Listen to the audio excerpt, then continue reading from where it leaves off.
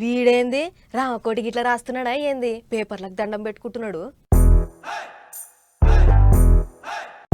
భూతద్దం పెట్టి ఎంకులాడుతున్నాడు. అరే కిట్గా గా పేపర్లలో ఏమున్నదిరా? అగ్గ ముచ్చటేందో చెప్పురా అంటే నెత్తి కొట్టుకుంటాడు. ఇచ్చాపురం, టెక్కలి, ఆమదాల వలస, రాజం, కురుపం, పార్వతీపురం, సాలూరు, బొబ్బిలి, గజపతి నగరం, విజయనగరం, విశాఖపట్నంతో వీనికి దయ్యం గిట్ట పట్టిందా ఎట్లా? ఊర్ల పేర్లు చదువుకుంటా పేపర్లు పక్కకు పెడుతున్నాడు.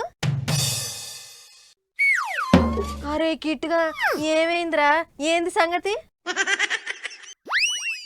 ఏమైందిరా అని అడిగితే సైకిల్ దొక్కినట్టు సైకిల్ చేస్తాడు.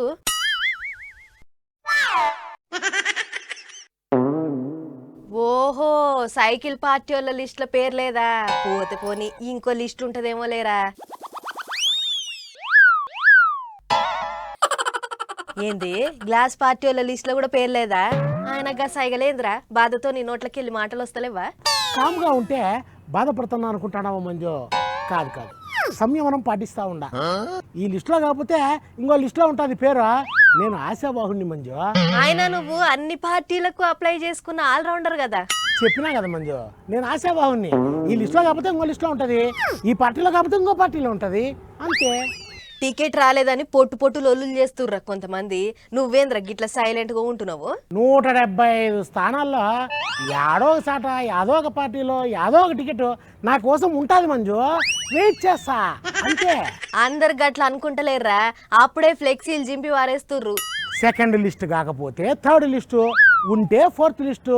యా లిస్టులో నువ్వు పేరు లేదనుకో, పేరు లేని వాళ్ళందరూ ఉంటారు చూసినావా, వాళ్ళందరిది ఒక కొత్త లిస్టు తయారు చేసి దాంట్లో నా పేరు నేనే రాసుకుంటా. ఎట్లుంది ఐడియా? అప్పటికి కూడా నిన్ను దేకకపోతే? సంయమనం పాటించాలా మంజు. ఏంది అర్థమైందా? నేను అందరి మాదిరి ఎంబటెంబటే తిట్ల దండకాలు మొదలు పెట్టను. ఎవరిని ఏమనను.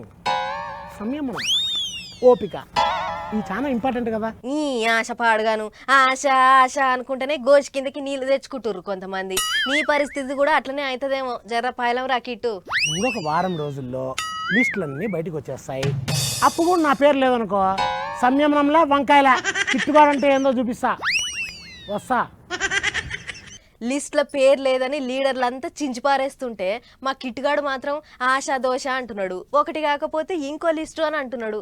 ఏమైనా లిస్టులు చేయబట్టి పార్టీలకు పెద్ద రిస్కే అవుతున్నది.